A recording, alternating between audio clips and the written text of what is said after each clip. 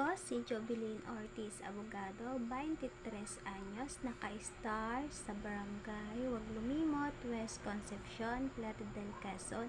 Nag-aaral sa Quezonian Educational College at Atimonan, Quezon. Sa kursong Bachelor of Elementary Education.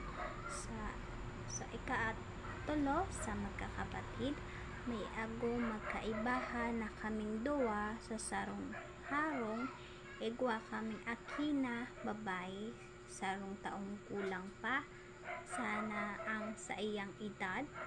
Ang paborito kong gibuhon ay magkanta, maggitara, mahilig man ako magkaon, dai pa nga nagtaba. Mahalaga sa kuya ang kada oras na maga agi sa lamoton.